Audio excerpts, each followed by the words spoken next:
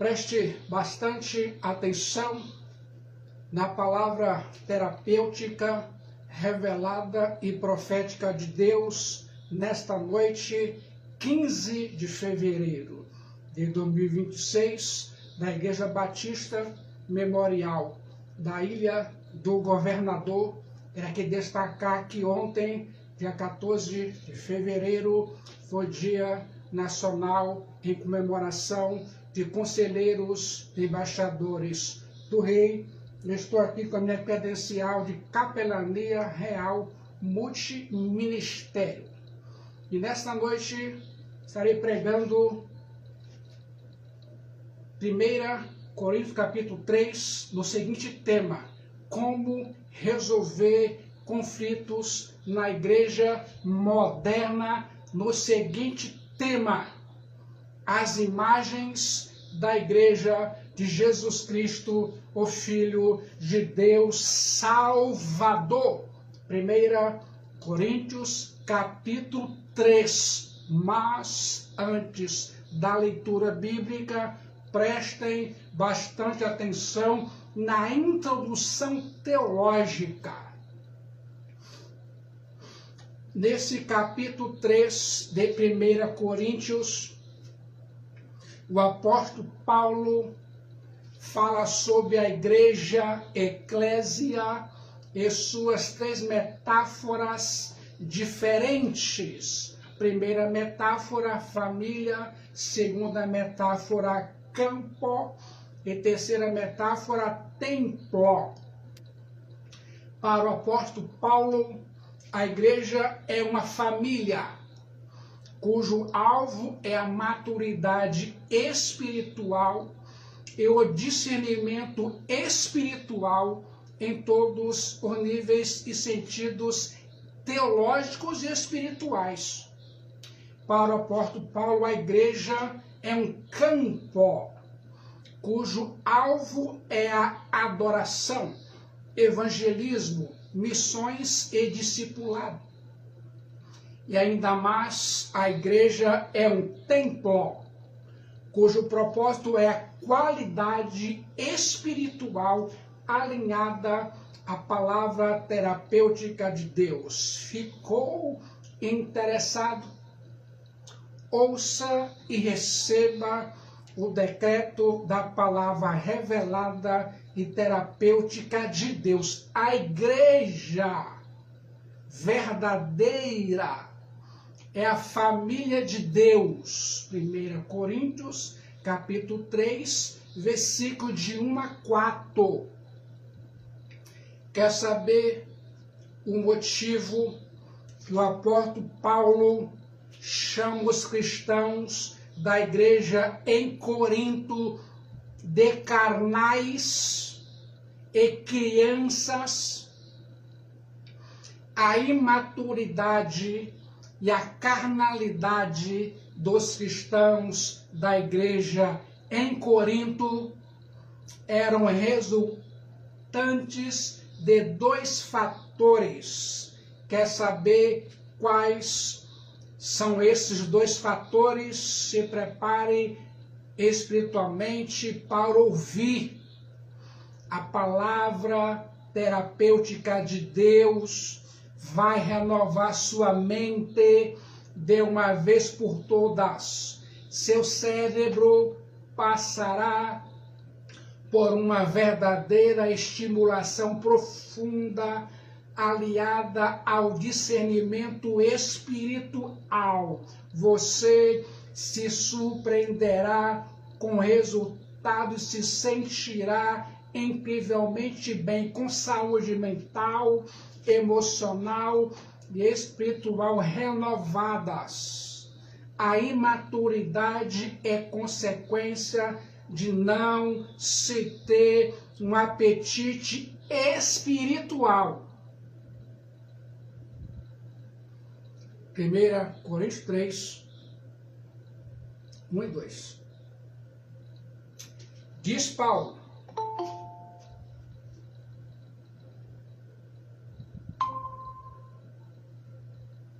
eu, porém, 1 Coríntios 3:1. Eu, porém, irmãos, não vos pude falar como a espirituais, e sim como a carnais, como a crianças em Cristo. 1 Coríntios 3:1. Agora o versículo 2. Leite vos dei a beber, e não alimento sólido, porque ainda não podeis suportá-lo, nem ainda agora podeis, porque ainda sois carnais. 1 Coríntios 3, 1 e 2. A primeira razão da imaturidade era revelada pela dieta espiritual. O apóstolo Paulo fala que estava dando leite para eles, pois não podiam receber alimento sólido. Há alguns crentes modernos que pensam que a diferença entre leite gala no grego e carnais sarkinoi no grego é que algumas pessoas da igreja podem receber determinado tipo de ensino e doutrina, enquanto outras não. Será que o apóstolo Paulo está dizendo que alguns crentes modernos podem receber um tipo de ensino e que só mais tarde elas podem receber outro tipo de doutrina? Não é isso, irmãos e irmãs, que o apóstolo Paulo está ensinando. A diferença é de aprofundamento espiritual. Não existem doutrinas secretas destinadas aos iniciados e experimentados. Isso é gnosticismo e não cristianismo bíblico. Você deveria tomar cuidado com os desvios doutrinários. Os mesmos temas tratados na classe de neófitos são estudados pelos cristãos mais maduros. A mesma verdade é leite e carne. João Calvino dizia que Jesus é leite para os bebês e carne sarkinoi para os adultos. Você pode ensinar Jesus Cristo, o Filho de Deus Salvador, para a criança de tal maneira que ela entenda, e você pode ensinar num curso de pós-doutorado sobre Jesus Cristo, o Filho de Deus Salvador, aprofundando as mesmas verdades. A mesma verdade que ensinamos para os teólogos, ensinamos para as crianças mais tenras. O que acontecia com a igreja em Corinto era que havia passado muito tempo, décadas, e a igreja ainda estava nos rudimentos da fé, no leitinho, na EBD, papinha na boquinha.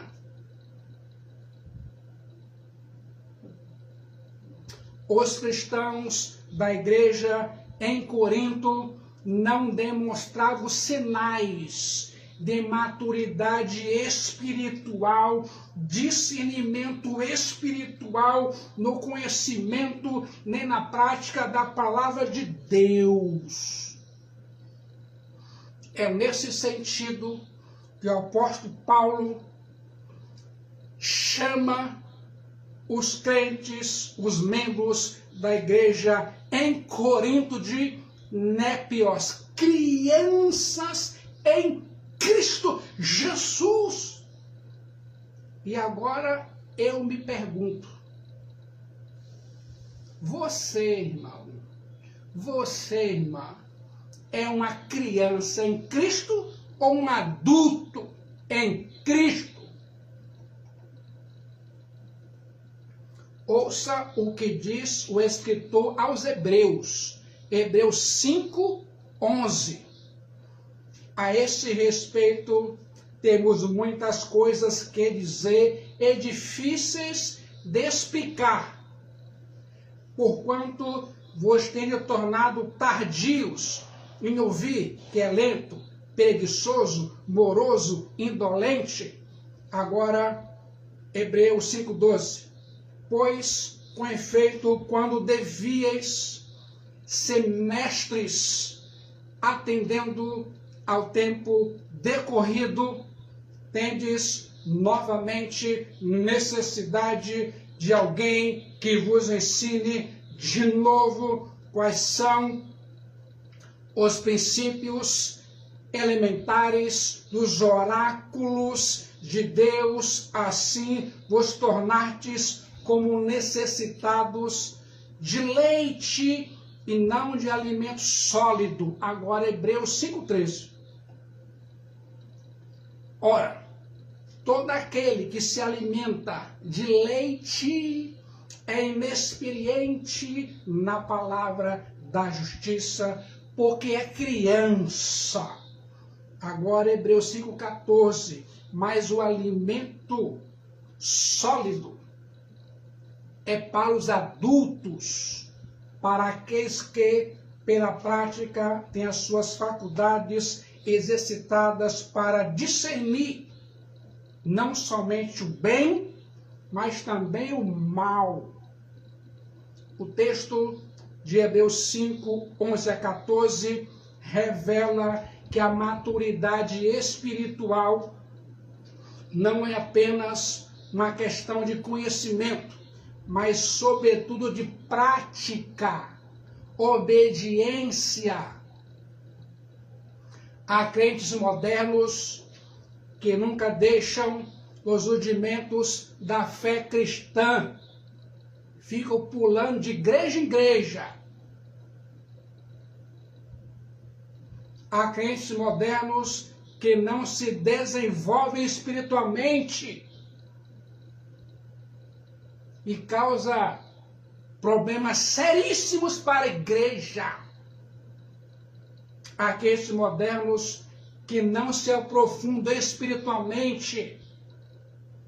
Há crentes modernos que estão sempre bebendo leite.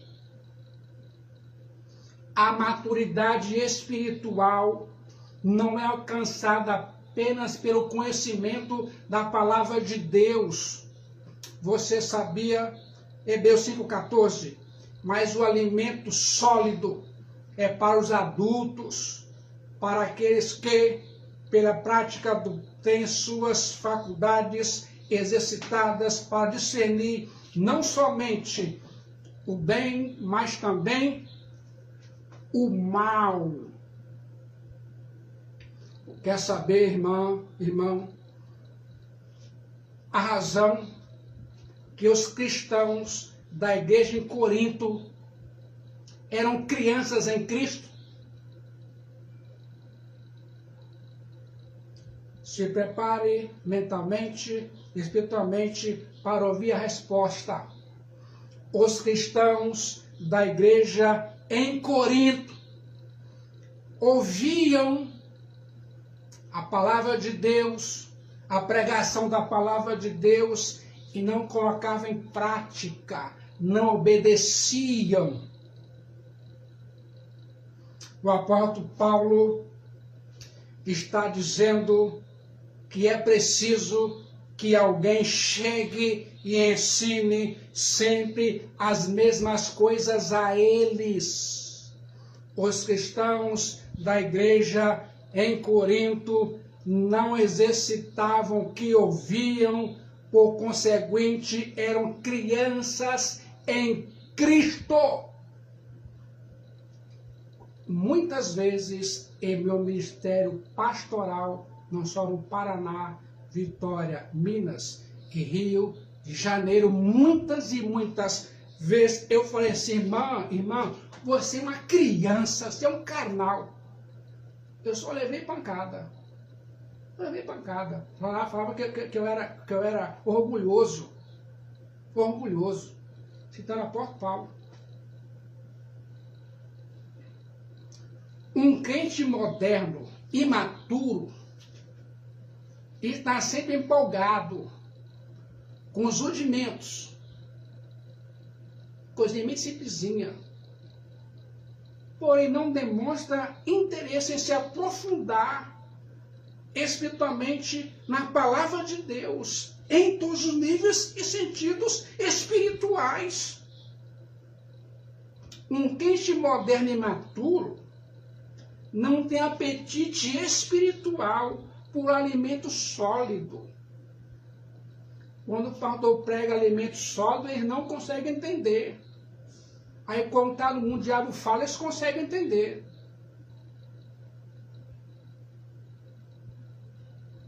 Um crente moderno e imaturo não tem gosto pelo estudo da palavra de Deus. Um crente moderno e imaturo não tem prazer na lei do Senhor e nela não medita dia e noite. Os crentes modernos, adultos, maduros, agem assim. Em Salmos 16:11. Far-me-ás ver a vereda da vida, na tua presença a fartura de alegrias, a tua mão direita delícias perpetuamente. Salmos 16:11. Mas o crente infantil, carnal e imaturo esquece de Bíblia, porque não tem alimento sólido na vida deles. Um crente moderno e imaturo se afadiga no estudo da palavra de Deus. Quer saber o que afadigar no estudo da palavra de Deus? A fadiga no estudo da palavra de Deus, ou fadiga espiritual, é um esgotamento que supera o cansaço físico, gerando apatia e desmotivação para a atividade da fé, para a oração, para a leitura, pregação e para a igreja. Vencer esse estado envolve rememorar as promessas da palavra de Deus, orar, buscar renovo espiritual no Espírito Santo, entender que a própria palavra terapêutica de Deus é antídoto contra o desânimo ou a fadiga espiritual. Muitos crentes modernos saem da maturidade, vai para a carnalidade e ser criança por a fadiga espiritual, por cansaço espiritual. E a culpa é só deles. Continue assim, ouvindo e recebendo o decreto da palavra revelada e profética de Deus. A imaturidade espiritual é consequência de relacionamentos mal orientados.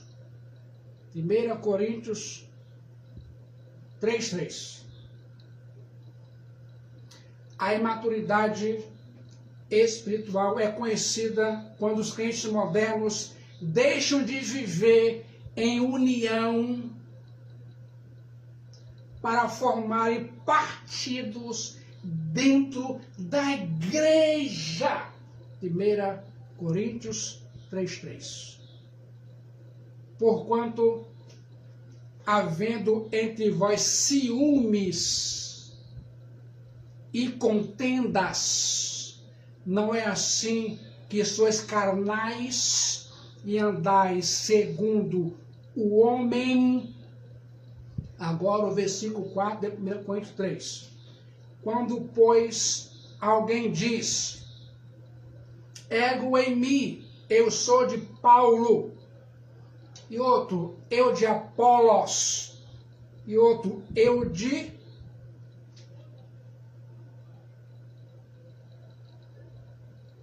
e Apolo, não é evidente que andais segundo os homens. 1 Coríntios, repetir. Quando, pois, alguém diz, eu sou de Paulo, e outro, eu de Apolo, não é evidente que andais segundo os homens. Um crente moderno imaturo, em vez de construir pontes de comunhão, cava abismos nos relacionamentos dentro da igreja de Cristo Jesus. E aqui já passou crente desse nível, para a vergonha deles. Um crente moderno e maturo, em vez de ser um ministro da reconciliação, está sempre se envolvendo em calúnias, murmurações, intrigas, ciúmes, contendas, formando partidos e grupos dentro da igreja, até um grupo do WhatsApp, que se diz de oração, nunca foi de oração. Um crente moderno e maturo cria ou segue facções dentro da igreja, em vez de laborar pela paz na comunhão com a igreja.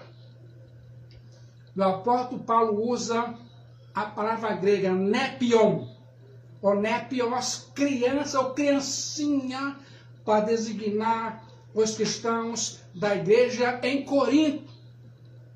Você se sente hoje como uma criança em Cristo ou como um adulto?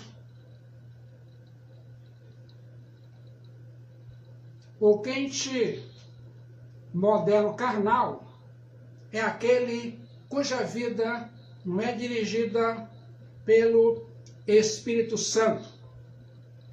O crente moderno carnal é aquele que não discerne todas as coisas espiritualmente.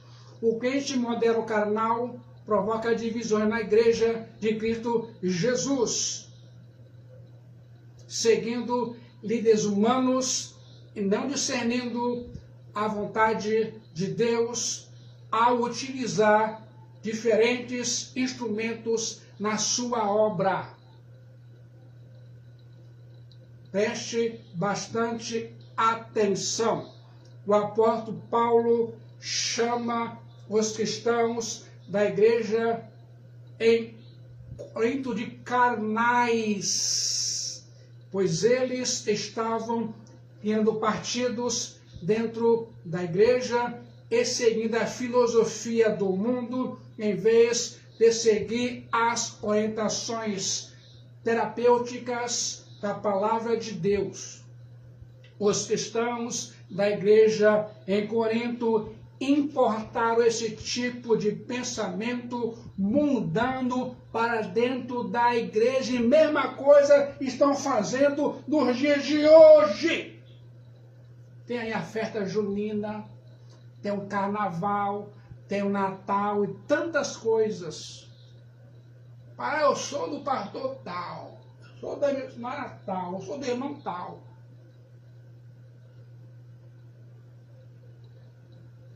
Eu sou de Paulo, eu sou de Apolo, eu sou de Cefas, eu sou de Cristo.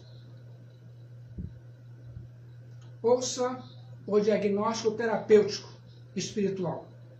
Na igreja em Corinto havia pouco amor e muita e muitíssima competitividade. Já ouviu isso com a igreja? Eu em várias que eu pastoreei e estou pastoreando. Pior desgraça é isso. Pouco amor e muita competitividade. Os partidos dentro da igreja, em Corinto, eram sinais de imaturidade espiritual e de carnalidade.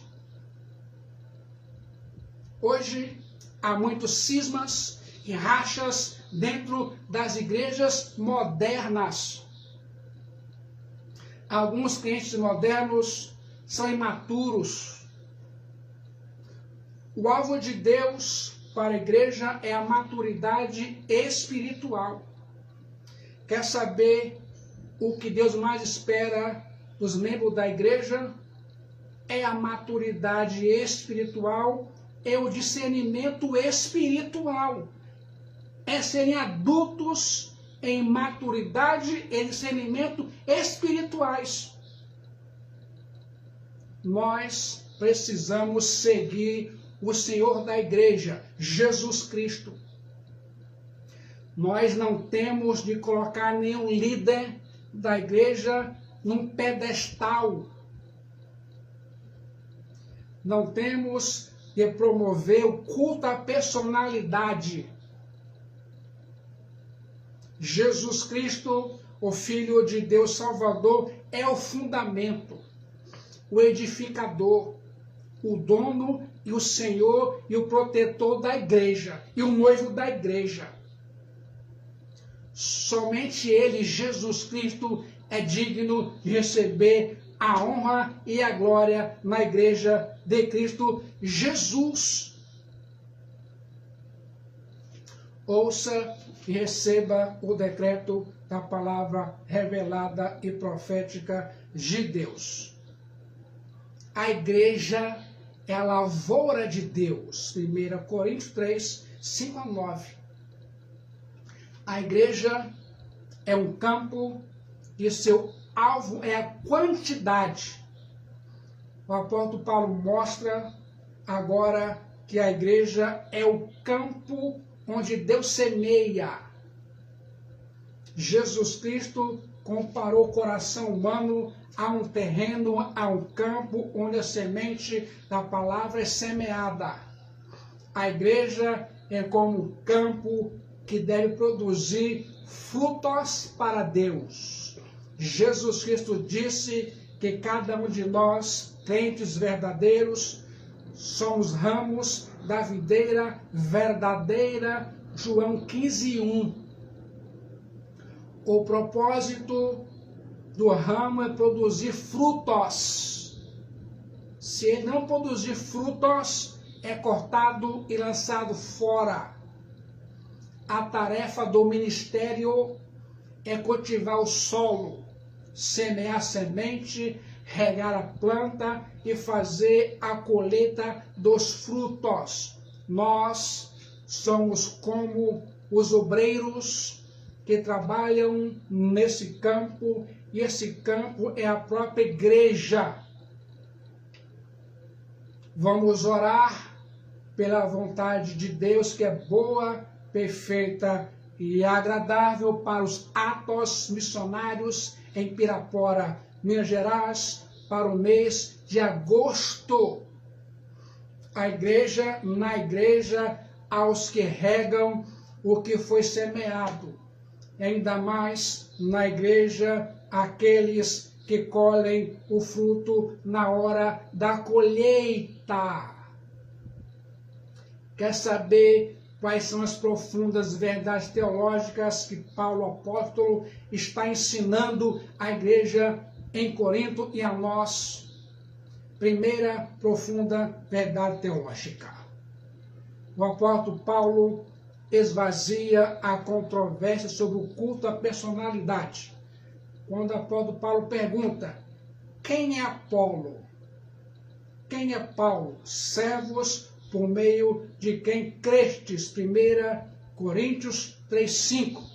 Assim, o apóstolo Paulo denuncia a infantilidade e a carnalidade da igreja em Corinto, pois seus membros estavam andando segundo os homens. O apóstolo Paulo elabora argumentos para esvaziar de uma vez por todas a controvérsia sobre o culto à personalidade. O que o apóstolo Paulo está dizendo é que a ênfase deve recair sobre Deus e não sobre o obreiro. Devemos tirar nossos olhos dos instrumentos e colocá-los em Jesus Cristo, o Filho de Deus Salvador. Quem é Paulo? Quem é Apolo? no texto original, a pergunta não é quem, mas o que. No texto grego, o termo está no neutro. O apóstolo Paulo não pergunta quem é Paulo ou quem é Apolo. Ele pergunta o que é Paulo, o que é Apolo. Quando o apóstolo Paulo faz essa pergunta usando o neutro, o que é Paulo, o que é Apolo, ele desvia a atenção dos cristãos, da pessoa, dos pregadores, e concentra a atenção deles em suas funções. Oculta a personalidade é um grave desvio da igreja nesse século. Atualmente, muitos crentes em muitas igrejas modernas estão dando muito mais ênfase ao mensageiro do que a mensagem da palavra de Deus. Muitos crentes em igrejas modernas estão focando mais no portador do evangelho do que em si no evangelho. O apóstolo Paulo está dizendo à igreja em Corinto: não pensem que eu sou o dono da igreja.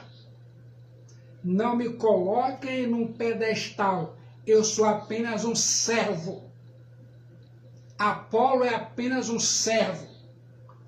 A palavra grega original, servo, é diáconos. Diáconos. Aquele que serve. É errado concentrar a atenção no servo do Senhor.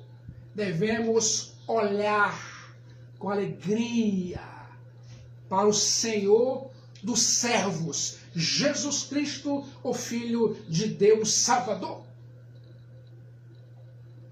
O apóstolo Paulo está dizendo com isso que na igreja de Jesus Cristo não há donos, chefes nem caudilhos.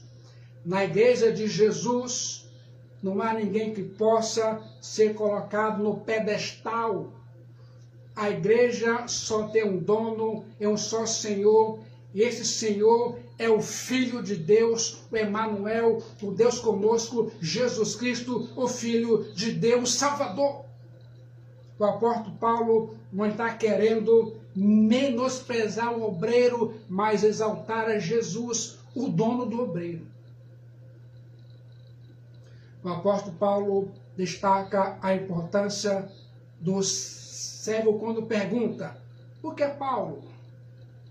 Por que Apolo? Servos por meio de quem crestes. Paulo e Apolo foram usados por Jesus. Portanto, o que está em destaque é o evangelho de Jesus e não os instrumentos que Jesus usou para anunciar o evangelho. Ambas as funções são importantes. Tanto Paulo que plantou, como Apolo que regou. Mas são inúteis se Deus não der o crescimento. Às vezes, os cristãos modernos cometem um grave erro contra Deus, quando dão mais importância aos mensageiros do que a mensagem, quando destacam mais aqueles que pregam o evangelho do que o próprio conteúdo do evangelho. Quer saber quais são as profundas verdades teológicas que Paulo está ensinando a Corinto e a nós? Segunda profunda verdade teológica. 1 Coríntios 3, 6 e 7. O apóstolo Paulo ensina a diversidade de ministérios na igreja. Eu plantei, Apolo regou, mas o crescimento veio de Deus. De modo que nem o que planta é alguma coisa, nem o que rega, mas Deus que dá o crescimento. Deus chama uns para preparar o terreno. Deus chama outros para semear. Deus chama outros para regar ainda mais. Deus chama outros para colher. Há vários ministérios na igreja e nenhum é mais importante do que o outro. A ênfase não recai nos obreiros, mas em Deus que dá o crescimento. A igreja é como o corpo que tem diversos membros, com diversos ministérios e diversos dons e talentos. Preste bastante atenção, irmãos e irmãs. A vida e o crescimento da igreja são um milagre que só Deus pode realizar. O crescimento numérico pode até ser fabricado por homens, mas o crescimento espiritual só Deus produz.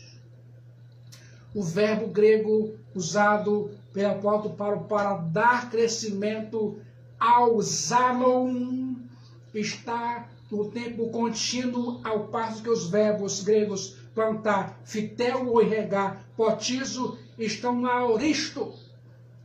O apóstolo Paulo e Apolo fizeram o serviço real, a que lhes competia, a qual é vista como consumada. Mas a atividade de Deus que dá crescimento ao Zanon é contínua. Quer saber quais são as profundas verdades teológicas que Paulo está ensinando a Corinto e a nós? Terceira profunda verdade teológica. O apóstolo Paulo ensina a interdependência dos ministérios na igreja. 1 Coríntios 3:8. Ora, o que planta e o que rega são um, e cada um receberá o seu galardão segundo o seu próprio trabalho. Paulo, Apolo e também Pedro não estavam competindo na igreja em Corinto entre si. Ao contrário, cada um estava fazendo o seu serviço real sob o senhorio de Jesus Cristo. Há diversidade de ministérios, mas unidade de propósitos. O plantar e o regar são tarefas vitais e cada um depende da outra. Precisamos, como servos, como cristãos salvos por Jesus Cristo, trabalhar para o Senhor da obra no ministério da igreja. E você está trabalhando em que sentido para o crescimento da Igreja Batista Memorial da Ilha do Governador? Quer saber quais são as profundas verdades teológicas que Paulo está ensinando a Corinto e a nós? Quarta profunda verdade teológica. O apóstolo Paulo ensina que não há espaço para vaidades pessoais no ministério da igreja. A grande ênfase do apóstolo Paulo é sobre Deus e não sobre o homem. No momento que a igreja começa a colocar seu foco e holofote no homem, demonstra imaturidade espiritual. Ouça e receba o decreto apostólico. 1 Coríntios 3:8. Ora, o que planta e o que rega são um, e cada um receberá o seu galardão segundo o seu próprio trabalho. No momento que a igreja coloca os holofotes sobre o obreiro, ela subtrai a glória que é de Jesus Cristo. Aqueles que promovem o culto à personalidade ou buscam glórias para si mesmos, se colocam num pedestal, estão usurpando a glória que só pertence a Jesus Cristo, o Filho de Deus Salvador. O apóstolo Paulo diz que só Deus pode dar o crescimento espiritual e qualitativo. O serviço real humano, sem ação de Deus, não produz resultados. Ninguém fabrica conversão espiritual. Conversão espiritual não é efeito psicológico de massa. Conversão espiritual não é produto de algum impacto teatral em que o homem moderno cria um efeito psicológico sobre o auditório. Conversão espiritual é obra soberana e milagrosa do Espírito Santo. Só Deus pode realizar crescimento espiritual na igreja. Apenas Deus pode recompensar os obreiros. A recompensa dá-se pela fidelidade do obreiro. O critério para a recompensa não é um resultado, mas o trabalho fiel. Irmãs e irmãs, prestem bastante atenção. É bom sermos encorajados. É necessário sermos encorajados ou encorajadores. O apóstolo Paulo recomenda à igreja a estimular e a fortalecer uns aos outros. Cometeríamos um grave pecado, porém, se dependêssemos de recompensas, reconhecimentos e aplausos humanos para fazermos a obra de Deus. Ouça agora, a igreja é o santuário da habitação de Deus. 1 Coríntios 3:8. Cada um receberá o seu galardão segundo o seu próprio trabalho. E agora, 1 Coríntios 3:9. Porque de Deus somos cooperadores, lavoura de Deus, edifício de Deus sois vós. O apóstolo Paulo passa de uma metáfora agrícola para uma arquitetônica. A igreja é um templo e o seu alvo é qualidade ou quantidade. O apóstolo Paulo usa a metáfora do edifício oikodome para descrever a igreja. A igreja é o templo de Deus, porque é a sociedade na qual o Espírito Santo habita. Prestem bastante atenção. Cada pessoa salva é um templo da habitação de Deus. A igreja local, de igual forma, é um templo de Deus. A igreja universal de todos os cristãos são comparados ao templo de Deus. Dessa maneira, podemos afirmar que Deus habita em cada cristão salvo. Deus habita nos cristãos de uma igreja local, ainda mais, Deus habita na igreja como somatório de todos os convertidos a Jesus Cristo em todas as partes do mundo. Na edificação da igreja como edifício de Deus, é preciso estar apercebido da importância da qualidade. Nós que estamos edificando essa casa da morada de Deus, seremos julgados em serviço real. Quando você foi convertido e se tornou parte de uma igreja, você é responsável por esta igreja e será julgado por Deus pelo seu serviço prestado ou não prestado a essa igreja. Um dia, Deus julgará nosso serviço real. 1 Coríntios 3,15. Manifesta se tornará a obra de cada um, pois o dia, tá com letra maiúscula, a demonstrará, porque está sendo revelada pelo fogo. E qual seja a obra de cada um, o próprio fogo provará.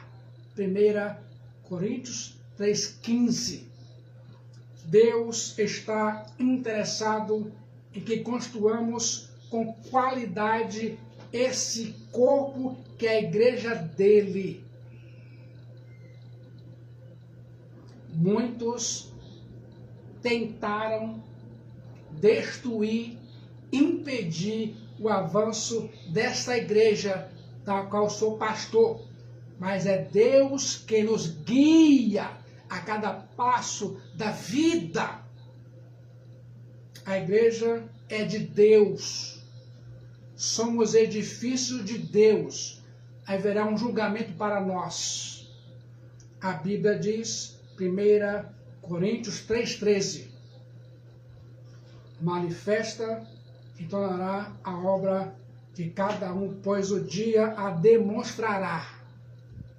Esse dia é o dia do juízo, o dia da parousia, a segunda vinda de Jesus Cristo, o Filho de Deus Salvador. Quando ele se manifestar em chama de fogo, quando do céu se manifestar o Senhor Jesus, com os anjos do seu poder, em chama de fogo, tomando vingança contra os que não conhecem a Deus e contra os que não obedecem ao Evangelho de nosso Senhor Jesus Cristo.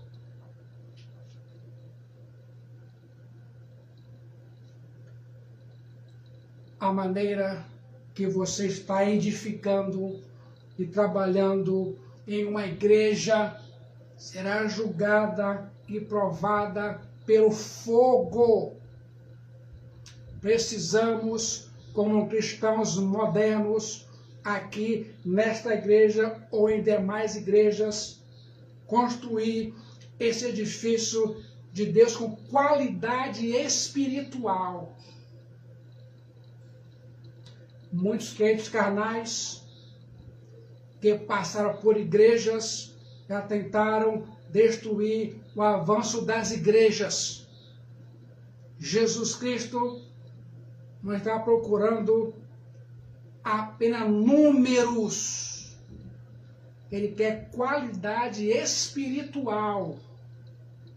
Muitos líderes modernos enchem as igrejas de membros de outras igrejas, esquecem do discipulado, do evangelismo. Pescadores de aquários, um dia vai pescar o tubarão ou uma orca-baleia. Precisamos, como crentes modernos, evitar dois grandes extremos na construção desse edifício que é a igreja. Ouça o decreto da palavra revelada e profética de Deus. O primeiro extremo que precisamos evitar é a numerolatria. Numerolatria. Hoje nós estamos vendo algumas igrejas modernas bêbadas pelo sucesso, embriagadas pelos resultados. Muitas igrejas modernas querem quantidade a qualquer custo. Para encher os templos, os pregadores mudam a mensagem e oferecem o evangelho sem exigências. A riqueza do evangelho de Jesus é sonegada e substituída por novidades no mercado da fé. Ouça, receba o decreto da palavra revelada e profética de Deus. Pois vamos passar hoje das 9 horas.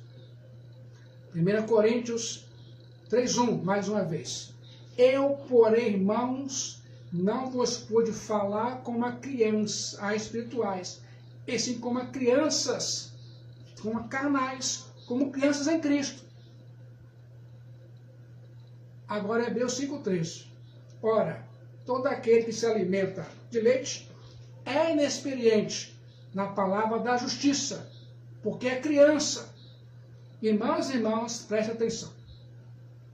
As crianças, aqui criança é um membro da igreja, tá? As crianças gostam de espetáculos, de novidades, circos. As crianças não têm discernimento espiritual para identificar os perigos e os riscos das heresias que entram disfarçadamente nas igrejas. É nesse contexto que o apóstolo Paulo mostra que a igreja precisa construir e se edificar, mas com qualidade espiritual. Jesus Cristo não está interessado apenas em números, ele quer maturidade espiritual. Preste bastante atenção. Ouça e receba o decreto da palavra revelada e profética. O segundo extremo que precisamos evitar é a numerofobia. Essa é a atitude de acomodação. A numerofobia acontece quando a igreja se conforma com a esterilidade e cria justificativas para tentar tapar o sol com a peneira. E justificar sua falta de frutos espirituais. Se nós devemos construir e edificar a igreja do modo que Deus quer, precisamos olhar 4 princípios teológicos: o alicerce apropriado, os materiais apropriados, o projeto apropriado e o motivo apropriado. Preste atenção. Primeiro, precisamos construir sobre o fundamento certo. 1 Coríntios 3, 10 e 11. Segundo a graça de Deus que me foi dada, lancei o fundamento, com prudente construtor, e outro edifica sobre ele. Porém, cada um veja como edifica, porque ninguém pode lançar outro fundamento além do que foi exposto, o qual é Jesus Cristo. O fundamento, o alicerce e a pedra fundamental da igreja não é o Papa, não é o pastor, não é o missionário, nem é a liderança local. Pastores e pregadores mudam, passam e morrem. A igreja é edificada somente em Jesus Cristo, o Filho de Deus Salvador. A igreja sobrevive somente em Jesus Cristo, o Filho de Deus Salvador, em todos os níveis e sentidos espirituais, de maneira milagrosa e gloriosa. Muitos querem o mal, mas Deus profetizou bem. Deus profetizou bem. Jesus Cristo é o fundamento da igreja. Jesus Cristo é a pedra sobre a qual a igreja está edificada. A igreja não poderia ser edificada sobre Paulo, Pedro, nem Apolo, porque tanto eles já morreram, eles passaram, mas Jesus Cristo, o Filho de Deus Salvador, permanece eternamente. Não podemos abandonar a mensagem da cruz, embora essa mensagem seja escândalo para os judeus e loucura para os gregos. Preste bastante atenção. 1 Coríntios 3:11. Porque ninguém pode lançar outro fundamento além do que foi exposto, que é Jesus Cristo. Paulo está dizendo assim: estou determinado a pregar somente Jesus Cristo. E o fundamento da igreja é Jesus Cristo. O apóstolo Paulo está dizendo que quando o crente moderno, a igreja moderna, deixa de edificar sobre o fundamento que é Jesus, ela começa a naufragar na vida cristã. Seria loucura construir uma casa se lançar o fundamento certo. Seria uma irresponsabilidade construir uma casa lançando o fundamento errado. Ouça mais uma vez, receba o decreto da palavra revelada e profética de Deus, segundo o princípio teológico. Precisamos construir com material certo. 1 Coríntios 3, 12 a 17. Contudo, se o que alguém edifica sobre o fundamento é ouro, prata, pedras preciosas, madeira, feno, palha, manifesta, se tornará a obra de cada um, pois o dia a demonstrará, porque está sendo revelada pelo fogo, e qual seja a obra de cada um, o próprio fogo o provará. Se permanecer a obra de alguém que sob fundamento edificou, esse receberá galardão.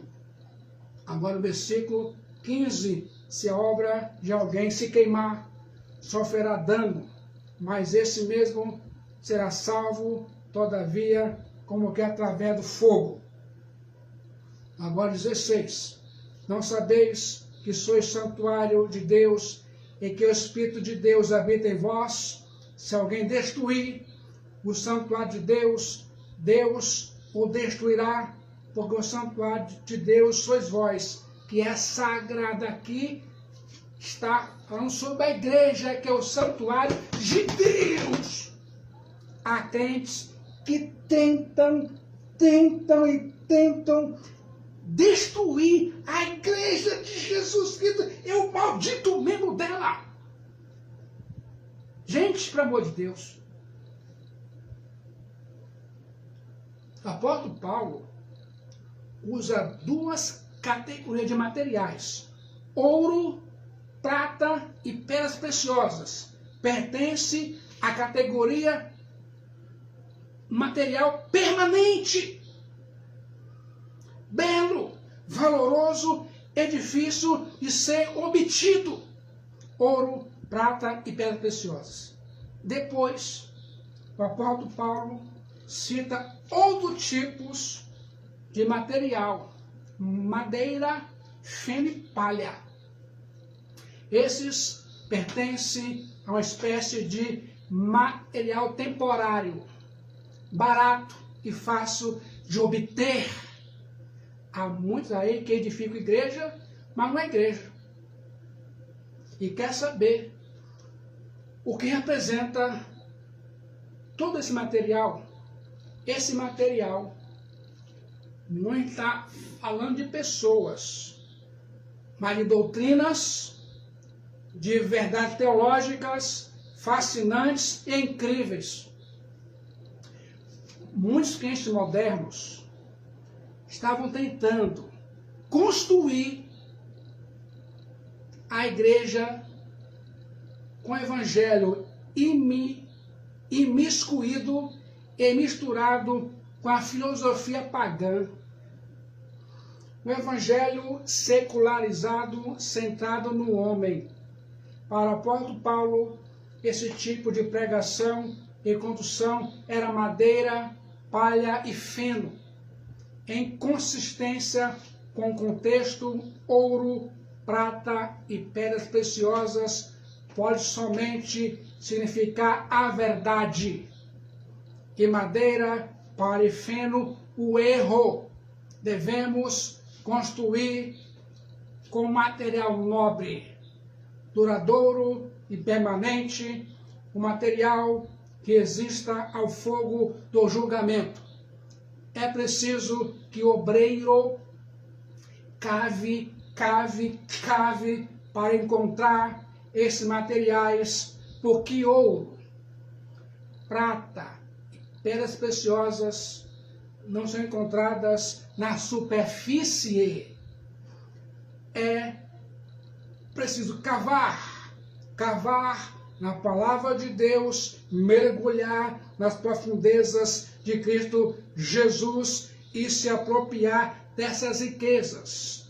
Se o obreiro ficar sempre na superfície, sem jamais se aprofundar, ele vai acabar construindo uma igreja com palha, feno e madeira. E esses materiais se encontram em qualquer local na superfície. É importante ressaltar que cada uma das figuras usadas para a igreja, Paulo deu destaque à palavra de Deus. A palavra de Deus é o alimento para a família. A palavra de Deus é a semente para o campo. A palavra de Deus é o material rico para o templo. A palavra de Deus é material para edificar a família. A palavra de Deus é material para plantar no campo ou para construir um templo. Pregadores e crentes modernos preguiçosos irão ver uma grande fumaceira no dia do julgamento. Os materiais que os pregadores e crentes modernos preguiçosos usaram para edificar a igreja, madeira, feno e palha, não resistem ao fogo, ainda mais não receberão a recompensa. Deus nos adverte que se nós destruirmos a igreja, usando material impróprio, ele vai nos destruir. Quer dizer, não iremos receber galardões, recompensas.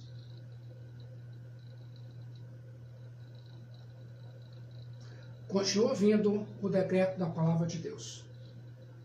1 Coríntios 3, 18. Precisamos construir de acordo com o plano certo.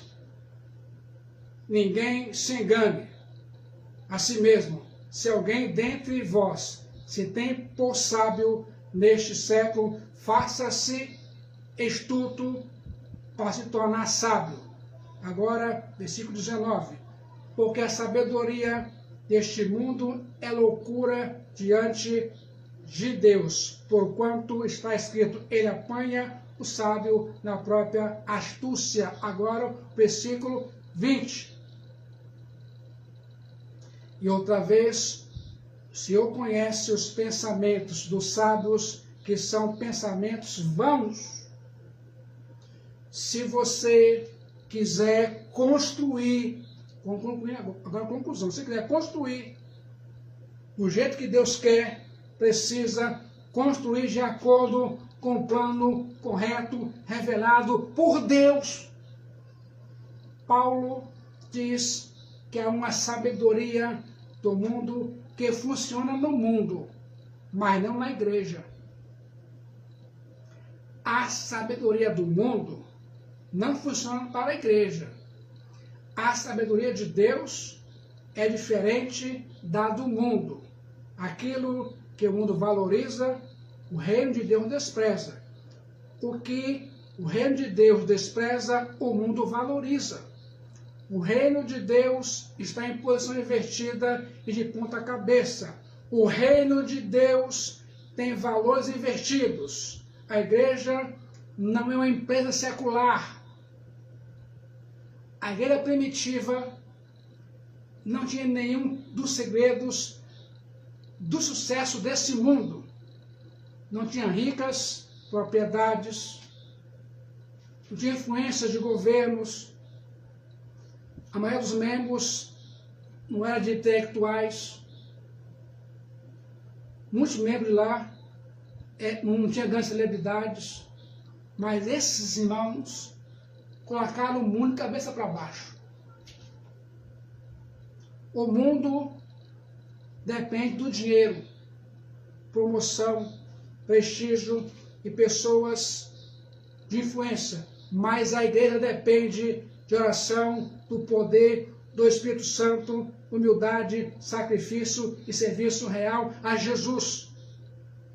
O bem-aventurado no reino de Deus é humilde de espírito, não arrogante. O bem-aventurado é o manso e não bravo, que tenta dominar os outros pela força. Você sabia disso? Se você está querendo construir a casa de Deus, precisa fazer do jeito certo. A igreja que imita o mundo pode ter sucesso em pouco tempo, mas se cobrirá de cinzas na eternidade. Receba, finalizando o decreto, a palavra de Deus. 1 Coríntios 3, 21 e 23. Precisamos construir com motivação certa. Portanto, ninguém se gloria dos homens, porque tudo é vosso.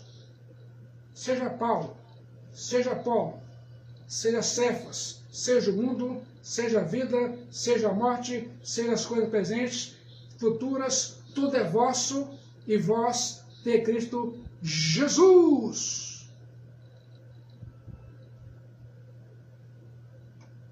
Presta atenção. Se você quiser construir do jeito que Deus quer, construa com motivação certa. E quer saber qual é a motivação certa? É trabalhar, edificar para a glória de Deus em Cristo Jesus, a igreja dele.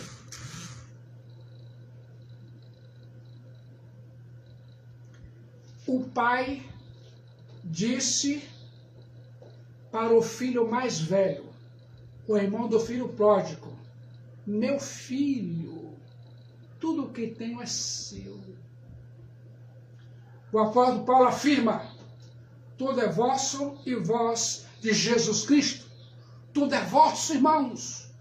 O mundo para habitar, estudar, usar, deleitar, conquistar. Tudo é vosso. A vida, como um dom diário de Deus, com uma preparação para a eternidade. Tudo é vosso. A morte para pôr fim ao nosso sofrimento, para nos conduzir à pátria celestial. Tudo é vosso. O presente, a providência, o cuidado, a direção. Tudo é vosso. O futuro, a segunda vinda de Jesus Cristo, a ressurreição do corpo e o dia do julgamento e a cidade do Deus vivo. Tudo é vosso e nós somos de Jesus Cristo. Que Jesus abençoe sua vida nessa pregação para a glória e louvor dele, em nome de Jesus Cristo, o Filho.